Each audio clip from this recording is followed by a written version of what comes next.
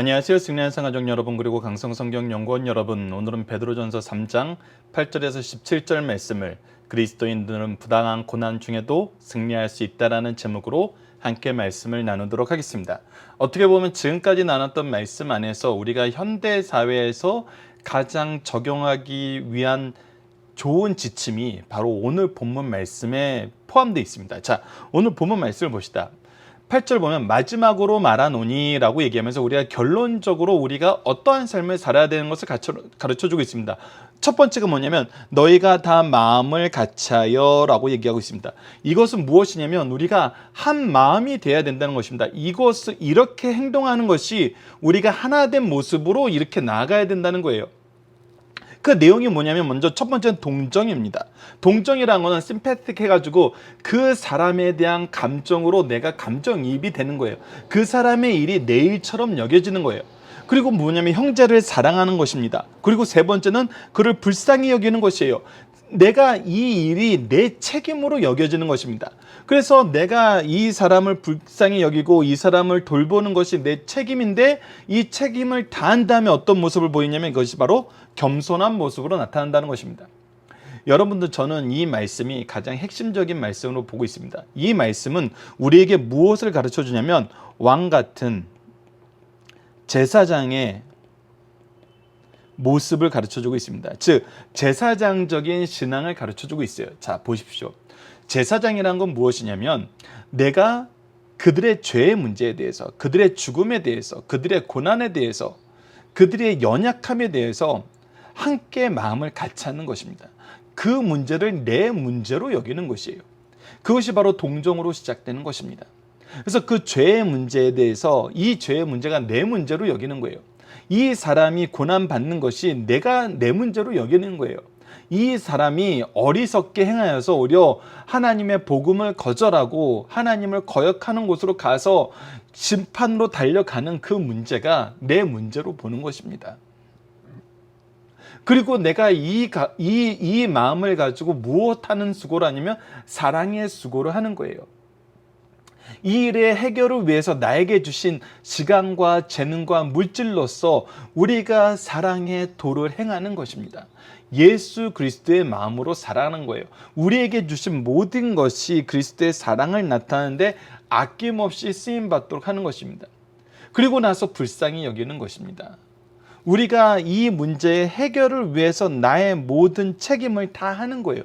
내가 이것을 내 책임으로 여기는 거예요. 그래서 그리스도의 사랑으로 이 문제를 끝까지 해결하는 것입니다. 끝까지 나에게 맡겨진 사명으로 받아들이는 거예요. 그래서 그 안에서 충성하는 거예요. 하나님의 뜻에 순종하는 거예요. 그때 하나님은 우리의 기도를 들어주십니다. 우리의 사명을 우리가 감당할 수 있도록 능력 주시고 열매를 맺게 하십니다. 그런데도 우리는 뭐한 거예요? 겸손한 거예요. 그럼에도 불구하고 우리는 겸손한 거예요. 이것이 바로 제사장의 모습인 것입니다.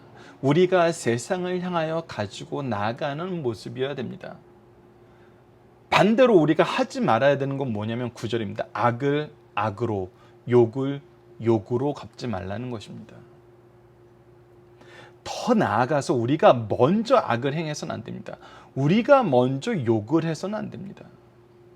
세상은 악은 악으로 욕은 욕으로 갚는 것이 당연하다고 여기고 있습니다. 그러나 하나님의 법은 그러지 말라 그러고 더 나아가서 우리가 이것을 먼저 행하는 것은 어리석은 일이라 그럽니다. 즉 우리가 악을 행함으로 그들에게 욕을 먹고 우리가 욕을 해서 욕으로 갚음을 받는 것은 그것은 누구도 의롭다라고 얘기하지 않습니다.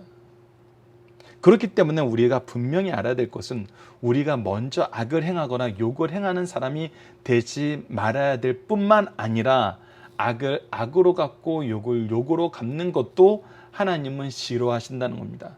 도리어 어떻게 하라 그래요? 복을 빌라라고 합니다. 복을 빌라라는 건 무엇입니까? 하나님의 역사하심을 바라는 것입니다. 여러분, 이 복을 빌라 그래서 세상적인 것도 생각하면 안 됩니다. 그래, 너희들을 더 잘되라, 더 높아져라, 더 강해져라, 이런 복을 비는 것이 아니라 그들에게 오직 하나님의 역사심이 있기를 바라는 것입니다. 그들에게 하나님의 뜻이 이루어지길 바라는 것입니다. 이를 위하여 우리가 부르심을 받았다는 것입니다. 자, 여기서 보시죠. 그래서 우리가 보는 복을 비는 이 복을 비는 것은 그냥 말로써 끝나는 것이 아니라 반드시 행위로 나타납니다. 그 행위가 바로 위에 나타난 동정, 사랑, 불쌍히 여긴 겸손함입니다. 우리에게 주신 모든 은혜로 우리가 이 은혜를 전하기 위해 쓰는 것입니다. 이 복을 주기 위해 쓰는 거예요. 우리를 통해서 하나님은 그들을 복 내리기를 기뻐하세요. 아브라함을 통해서 모든 세상에 복받기를 기뻐하셨던 하나님의 역사는 그리스도를 통해서 성취되었고, 이 그리스도를 통한 사랑의 역사는 우리를 통해서 이루시기를 기뻐하시는 것이 하나님의 계획이고 하나님의 뜻이고 하나님의 방법이에요. 그래서 우리가 이 일을 위해서 부르심을 받았다는 것은 단순히 복을 말로만 비는 것이 아니라 위에 8절의 행동으로 나타내는 거예요. 그것이 우리가 앞에서 얘기했던 바로 선을 행하는 것이라는 것입니다. 이는 복을 이어받게 하려 하십니다. 그래서 우리를 통해서 예수 그리스도의 복이 계승되게 하신다는 거예요. 이것이 하늘나라의 확장입니다. 교회의 확장이라는 거예요. 10절, 그러므로 생명을 사랑하고 좋은 날 보기를 원하는 자. 자, 보십시오. 우리는 그래서 예수 그리스도께서 우리의 생명을 사랑하신 것 같죠. 오직 생명을 사랑하는 삶을 삽니다. 그리고 뭐 하기를 좋아해요? 좋은 날 보기를 원해요. 좋은 날 본다는 것은 우리가 두 가지를 볼 수 있습니다. 즉 우리가 그리스도의 날을 보는 거예요. 이것보다 더 좋은 날은 없어요, 우리에게. 그러나 동시에 우리가 그리스도의 날 무엇을 보냐는 거예요. 그리스도의 날 우리만 기뻐하는 삶을 보는 것은 이 말씀이 얘기하는 것의 극히 일부분입니다. 이 그리스도의 날, 바로 우리에게 맡겨진 이 영혼들이 함께 그리스도의 날을 기뻐하는 것을 보는 것입니다. 우리 눈에 뜨인 모든 사람들, 우리에게 맡긴 모든 영혼들이 우리와 함께 그리스도의 날을 기뻐하는 거예요. 즉 지금 내가 복을 빚는 이 사람, 나에게 악으로 행하지만 나에게 맡긴 영혼으로 알고 내가 이 영혼을 위해서 기도했던 이 사람이 하나님을 인정하고 그리스도의 오심을 기뻐하는 그 날을 보기를 원하는 자들은 무엇하냐면 혀를 금한다는 것입니다. 악한 말로 그들을 정죄하려 하거나 심판하려 하거나 그들을 낙담하게 하지 않는다는 것입니다. 그래서 악한 말을 그치고 입술로 거짓말을 말하는 것을 하지 않게 된다는 것입니다. 여러분들, 우리 이거 정말 봐야 됩니다. 우리 입술이 그리스도의 동정과 사랑과 불쌍히 여김과 겸손의 말이 나오고 복을 비는 말이 나오는지, 악한 말과 거짓이 나오는지 우리 다시 한번 살펴봅시다. 그래서 11절, 악에서 떠나 선을 행하고 화평을 구하며 그것을 따르라. 화평을 구한다는 건 무엇입니까? 그들과 단순히 친해지라는 것이 아니에요. 우리가 악을 떠나서 선을 행하고가 선행이에요. 악을 떠난다는 것은 악으로 악을 갚고 욕으로 욕을 갚는, 악한 말을 하고 거짓말을 하는 것에서 떠나서 오직 선을 행하는 것, 우리가 동정과 형제사랑과 불쌍히 여김과 겸손함이 나타나는 이 일을 통해서 우리는 화평을 구하게 되고 그것을 통해서 그 화평을 따르는 삶을 살게 된다는 거예요. 예수께서 주시는 참된 평화를 나누는 삶을 산다는 거예요. 12절을 보면 주의 눈은 의인을 향하시고, 왜 그러냐면 하나님은 항상 의인을 향하시고 그에게는 의인의 간구를 기울이셔서 우리를 통해서 하나님의 뜻을 이루는 삶을 살기를 기뻐하신다는 거예요. 그러니까 우리가 하나님의 선을 행하는 마음, 이 8절의 역사를 나타내는 마음으로 행하면은 하나님은 우리를 보시고 우리의 간구에 귀를 기울여서 우리를 통해서 하나님의 역사를 이루셔서 우리가 하나님의 구속의 역사에 주인공으로 쓰임받게 하신다는 거예요. 그래서 하나님의 역사의 중심이 바로 내가 된다는 겁니다. 이것은 하나님이 약속해 주신 너무나 놀라운 역사예요. 구속사에 능력 있는 일꾼들의 삶이 이렇다는 것입니다. 우리의 기도에 그래서 응답하세요. 우리들의 간구에 응답하세요.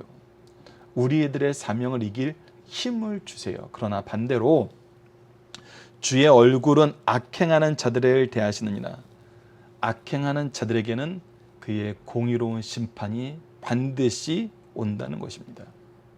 13절, 또 너희가 열심으로 선을 행하면 누가 너희를 해하려. 자 봅시다.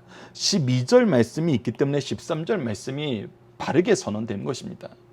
하나님은 우리를 통해서 우리를 쓰심으로 하나님의 뜻이 이루어지길 원하세요. 그래서 우리가 하나님의 뜻을 따르는 삶, 열심히 선을 행하는 삶은 하나님의 뜻을 따르는 삶이에요. 하나님이 우리와 함께 하시는데 누가 우리를 해야 한다는 거예요. 항상 우리에게 승리가 있어요. 그래서 우리의 승리를 보고 사람들이 하나님을 인정하게 되는 거예요. 우리가 8절 말씀으로 행하면 항상 승리해요. 그러나 우리가 9절 상반절이나 10절 후반절 말씀을 하면 항상 패배해요. 어느 것이 우리가 그리스도의 능력, 하나님의 뜻을 나타내는 삶인지는 분명히 우리가 알아야 됩니다. 그래서 이 원리를 알면은 우리가 이기는 것이 바로 14절입니다.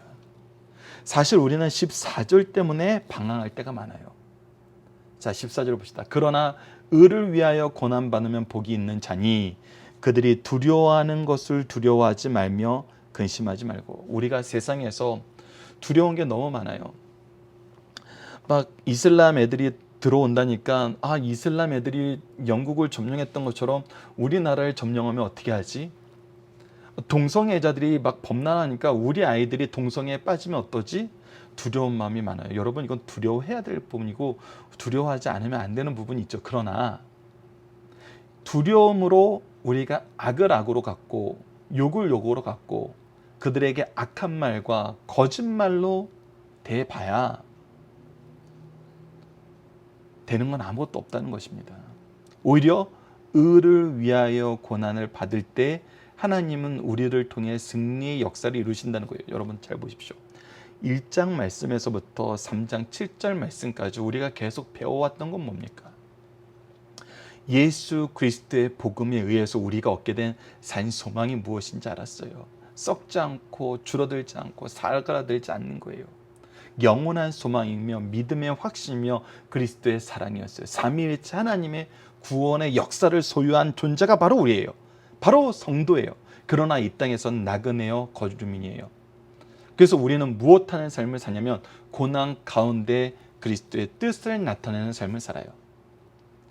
그리스도의 선을 나타내는 삶을 살아요. 그래서 우리는 그리스도의 역사, 그리스도께서 쓰시는, 하나님이 쓰시는 구원의 역사의 중심 인물이지만 이 땅에서는 연약한 자예요. 거류민요, 나그네예요. 그래서 우리가 관계를 맺는 모든 관계 속에서 하나님의 뜻을 나타내고 하나님이 좋아하시는 방법으로 우리는 살아요. 그때 무엇이 나타나면 승리가 나타나요. 하나님의 역사가 나타나요. 하나님의 살아계심과 통치하심과 심판하시는 역사가 우리를 통해서 계시된다는 거예요. 그래서 우리가 두려워하지 않아요. 그래서 우리가 근심하지 않아요. 우리가 앞에 것이 없으면은 두려워하며 근심해요. 자, 그래서 우리가 현대사회에서 두려움과 근심의 원인이 뭐냐는 거예요. 우리가 베드로전서 1장 1절 말씀에서 3장 7절까지의 말씀을 바로 배우고 바로 계승했으면 두려움이 있을까요? 없을까요? 없어요. 그렇기 때문에 우리가 여전히 두렵고 근심이 쌓여 있는 것은 그들이 무섭고 그들이 잔혹하고 우리를 공격하는 자들이 너무 커서 그런 것이 아니라 세상적인 통계가 이런 삶으로 우리를 이런 결과를 우리에게 자꾸 보여줬기 때문이 아니라 사실 우리가 하나님이 주시는 하나님의 뜻을 모르고 살았기 때문이에요. 그래서 하나님의 말씀 안에서, 하나님의 뜻 안에서 하나님이 주권적으로 역사하시는 역사의 주인공이 우리임을 알고 하나님의 뜻을 인정하고 의지하는 삶을 살 때는 두려움과 근심이 사라져요. 그래서 오히려 우리는 제사장의 신앙으로 그리스도의 마음으로 동정하며 사랑하며 불쌍히 여기며 겸손하게 세상을 이겨요. 놀랍지 않나요? 8절 말씀이 세상을 이기는 가장 위대한 능력들이란 거예요. 이들을 회심시키고 돌이키는 하나님의 방법이란 거예요. 그래서 우리가 15절 16절이 나타나게 되는 것입니다. 너희 마음에 그리스도를 주로 삼아 거룩하게 하고 너희 속에 있는 소망에 관한 이유를 묻는 자에게 대답할 것을 항상 준비하되 온유함과 두려움으로 하고, 온유함은 그들을 대한 사랑이에요. 두려움은 하나님의 뜻을 이루는 마음이에요. 그것이 바로 선한 양심을 가지는 길입니다. 이는 그리스도 안에 있는 너희의 선행을 욕하는 자들로 그 비방하는 일로 부끄러움을 당하게 하려 합니다. 그랬을 때는 외부의 공격이 와도 우리는 능히 이겨요. 오히려 그들이 부끄러워져요. 그러나 잘못된 방법을 따르면은 악을 행함으로 고난 받는 결과만 나타나요. 근데 하나님은 우리에게 뭘 하라 그래요? 선을 행함으로 고난 받는 것이 하나님의 뜻이라고 얘기해요. 여러분들, 우리가 인정해야 될 것은 이것입니다. 우리는 이래도 저래도 고난 받아요. 그러나 징계로서 고난을 받느냐, 승리의 과정으로 고난을 받느냐, 하나님의 놀라운 구속의 역사에 쓰임받는 구원의 통로로서 고난을 받느냐, 징계받고 하나님께서 미워하시는 것을 행함으로 고난을 받느냐는 너무나도 다른 거죠. 우리가 이 부분을 다시 한번 살펴볼 수 있는 그런 시간이 되었으면 합니다. 자, 본문 묵상하기입니다. 우리는 형제에 대해서 어떤 태도를 가져야 됩니까? 다시 한번 강조합니다. 동정, 사랑, 불쌍히 여긴 겸손. 이것이 바로 무엇이다? 왕같은 제사장 예수 그리스도의 사랑을 나타내는 바로 방법이다. 두 번째, 우리는 악에 대해 어떤 태도를 가져야 됩니까? 이것을 악으로 악을 대하는 것이 아니라 선으로 복을 빌라는 거예요. 이것이 하나님의 복을 계승하는 방법이라는 거예요. 세 번째, 우리는 생명에 대해 어떤 태도를 가져야 됩니까? 우리가 생명을 사랑해야 됩니다. 그리고 이 생명이 구원받는 것을 소망하는 것이 우리의 삶의 목적이 되어야 돼요. 그래서 우리는 악한 말을 버리고 거짓말을 버려야 돼요. 오직 화평을 구하는 삶을 살아야 됩니다. 화평을 구한다는 건 다시 한번 강조하지만 그들을 그냥 인정하라는 것이 아니에요. 그들을 불쌍히 여기라는 거예요. 그들을 동정하라는 거예요. 그들을 사랑하는 거예요. 그들을 구원하고 여전히 우리는 겸손해야 된다는 거예요. 우리가 위와 같은 삶을 살 수 있는 이유는 무엇입니까? 바로 하나님께서 우리를 지키시고 우리의 기도를 들어주시고 있기 때문이에요. 그리고 하나님은 공의의 심판을 반드시 이루시기 때문입니다. 위와 같은 삶을 살기 위해 준비해야 할 것과 실천해야 될 것은 무엇입니까?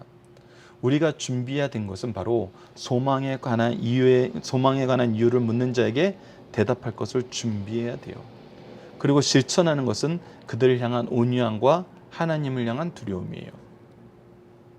그랬을 때 우리는 선한 양심을 가지고 행동할 수 있어요.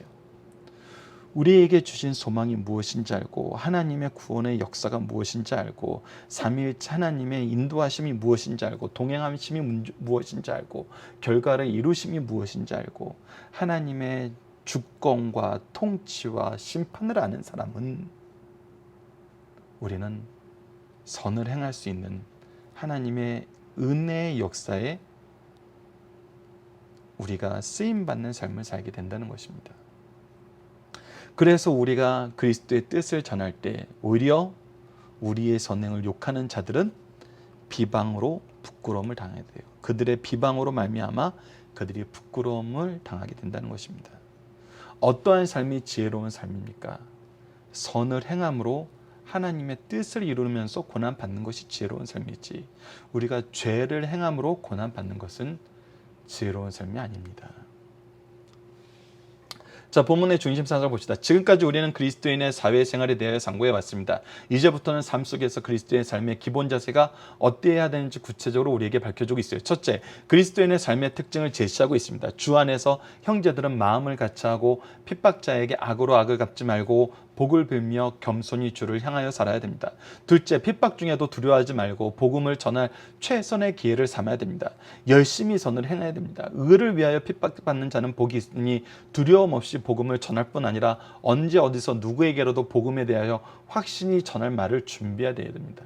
이것이 우리가 말씀과 예배로 훈련받는 내용들인 것입니다. 셋째, 그리스도는 우리가 받을 고난을 모범적으로 받으사 우리의 본이 되셨다는 것입니다. 그리스도의 고난의 성질과 목적, 그리스도의 고난의 결과, 그리스도의 본이 되신 삶을 우리에게 말해줌으로써 우리도 그와 같이 승리한다는 것입니다.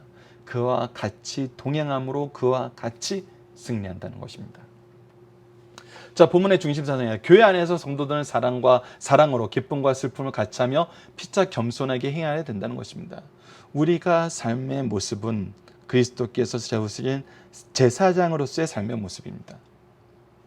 그리스도의 뜻을 전하는 자들이에요. 그리스도의 길을 가는 자들이고 그리스도의 영광을 나타내는 자들이고 그리스도의 생명을 전하는 자들이라는 것입니다. 그래서 우리는 사랑으로 동정과 섬김으로 서로를 대할 수 있는 것입니다. 두 번째, 사람들이 범죄하는 이유 중 대표적인 것이 두 가지 있습니다. 바로 소유에 대한 안전과 죄악에 대한 두려움이에요. 이 두려움, 이 안전에 대한 두려움, 죄악에 대한 두려움이 우리가 스스로 대항하려 그러면은 항상 이 두려움에서 절대 벗어날 수 없어요. 그리고 이 두려움을 이길 수도 없어요. 우리가 교회 안에서 우리가 이번 주에 계속해서 나눴던 것이 무엇이냐면, 주위에서 살펴보자고 했던 부분이 무엇이냐면, 이 세상의 제도와 방법으로 우리가 세상의 문제를, 우리에게 직면한 문제를, 그것이 신앙적인 것이건 어떤 것이건 해결하려 할 때는 항상 실패한다는 거예요. 오히려 죄를 생성한다는 거예요. 그래서 우리 이 사회, 정치, 문화, 어떤 경제적인, 어떤 과학적인, 철학적인 그런 제도 안에서도 우리는 항상 누구의 방법, 누구의 뜻, 누구의 목표를 따르냐면 바로 하나님의 뜻, 하나님의 방법, 하나님의 목표를 따른다는 거예요. 그랬을 때 이 두려움을 이겨요. 그랬을 때 우리는 승리해요. 우리는 죄악으로 빠지지 않아요. 하나님의 복을 계승하는 사람이 된다는 거예요. 그래서 이 시대적인 상황 안에서 시대적인 현상과 시대적인 방법으로 문제를 해결하려고 해서는 안 돼요. 그들이 데모한다 그래서 우리가 같이 맞대어 데모할 필요 없어요. 그들이 우리를 보게 되는 것은 말씀과 예배와 그들이 하나님에 대한 정말 궁금증을 가지게 되는 그 재반의 과정이에요. 즉 우리의 선한 행동을 통해서 그들이 궁금하게 돼요. 그랬을 때 그들을 변화시키는 성령의 역사가 우리를 통해 시작된다는 것입니다. 세 번째, 성도들이 세상 사람들에게 하나님을 증거하는 두 가지 방법이 있다. 그것이 바로 지식의 확신과 진실한 증거예요. 지식의 확신은 하나님의 말씀이에요. 진실한 증거는 우리 삶을 통해 나타나는 하나님의 구원의 역사라는 것입니다. 즉 우리의 선한 행위라는 거예요. 다시 한번 얘기하지만 우리의 선한 행위는 단순히 양심적 어떤 사회 윤리적 기준에 의한 것이 아니라 바로 하나님의 뜻이 성취되고 선포되고 하나님의 영광이 나타내는, 즉 하나님의 일꾼으로서 쓰임받는 우리의 삶의 모습이라는 것. 특히 오늘 8절 말씀 우리가 기억해야 된다는 것 다시 한번 여러분들 묵상해 주시기 부탁드립니다. 본문 다짐입니다. 성도들이 적극적으로 행해야 되는 것은 무엇입니까? 바로 죄에서 돌이키는 것, 하나님 앞에 하나님의 뜻 안에서 하나님의 영광을 위해서 사는 삶이라는 거예요. 즉 우리의 모든 삶의 주체 대상은 본질적으로 누구냐면 하나님이세요. 하나님 안에서 하나님을 대하듯, 주 안에서 죽게 하듯. 그래서 우리가 그의 임재 앞에 있는 삶의 모습이 가장 중요해요. 그래서 우리의 죄를 먼저 회개하고 우리가 그분이 세우신 왕 같은 제사장으로서 이 세상을 살아나가는 것이에요. 자, 복음을 전하는 성도는 무엇으로 복음의 진실성이 증명되는지를 보여줍니까? 바로 우리의 삶을 통해서, 우리의 삶의 기준이 무엇인지, 이 삶을 이루는 방법이 무엇인지, 삶이 나아가는 목표가 무엇인지 분명히 그것을 통해서 그들이 하나님을 발견하게 된다는 것입니다. 왜? 우리를 통해서 하나님은 그의 뜻을 나타내시기를 즐거워하시기 때문에. 자, 우리가 사회에 대해 가지는 두려움의 원인은 무엇입니까? 자, 다시 한번 봅시다. 갈수록 세상 악해져요. 계속 악해집니다. 우리가 요한계시록을 통해서 계속 봐온 것이고 우리가 현장에서 계속 경험하는 거예요. 근데 이것을 우리가 세상적인 기준으로 봤을 때 그들의 숫자가 얼마나 많어? 그들의 목소리에 대변하는 자들이 얼마나 많어? 이 시대의 대세적인 흐름이 어떻게 돼가고 있어? 그러니까 우리가 현재 삶을 살면서 우리가 이 시대를 살면서 교육적으로 받아왔던 것, 과학적인 증거가 얼마나 돼? 특히 이제 현대사회가 민주화된 사회다 보니까 우리가 무엇을 보냐면 여론의 힘을 많이 봐요. 어느 쪽에 더 우호적인 여론이 형성돼 있어라는 것이 사실 우리의 두려움의 원인인 경우가 굉장히 많습니다. 근데 여러분들 이 베드로 전서의 배경을 보세요. 온 사회가 다 세상 권력자를 따르는 시대예요.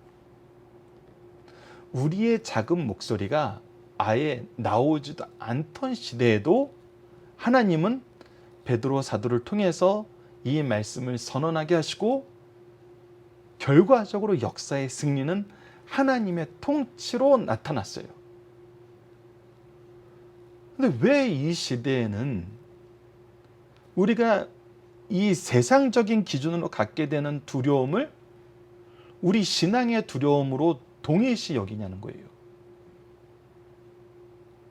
그래서 이 문제를 해결하는 방법을 정치적인 활동으로 찾으려고 그래요.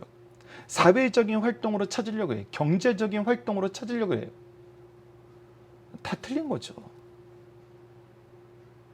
우리는 하나님의 말씀 안에서 언약을 의지하면서 하나님의 주권적인 역사의 흐름 안에서 이것을 우리는 분명히 이겨나가게 되는 거예요. 즉 하나님 안에서 그리스도의 방법으로 이겨나는 거예요. 그래서 두려움은 사실 사라지게 된다는 것입니다. 세상이 아무리 악해지고 그들이 아무리 강해져도 두려움이 우리를 움직이게 하지 못해요. 이것이 우리가 승리하는 삶을 사는 모습이고 우리에게 보장된 삶의 모습이라는 것입니다. 자, 이러한 일을 어떻게 대하는 것이 본문이 가르쳐주는 방법입니까? 우리는 다시 무엇으로 돌아가야 돼요? 말씀으로 돌아가야 돼요. 8절의 삶으로 돌아가야 돼요. 그리고 그리스도를 나타내는 삶으로 돌아가야 돼요. 우리가 이런 시대일수록 더욱더 집중해야 되는 건 뭐냐면 하나님의 말씀이에요. 어떤 한 말씀을 따로 보아서 그곳에서 우리의 행동의 지침을 새롭게 정립해 나가는 것이 아니라 이 삶을 사는 이유도 방법도 목적도 이미 우리에게 그리스도 안에서 제시되어 있다는 거예요. 그렇다면 그것을 따라가는 거예요. 하나님의 말씀을 전하고 하나님의 말씀의 성취를 보여주는 것이 우리의 삶이 되어야 된다는 것입니다.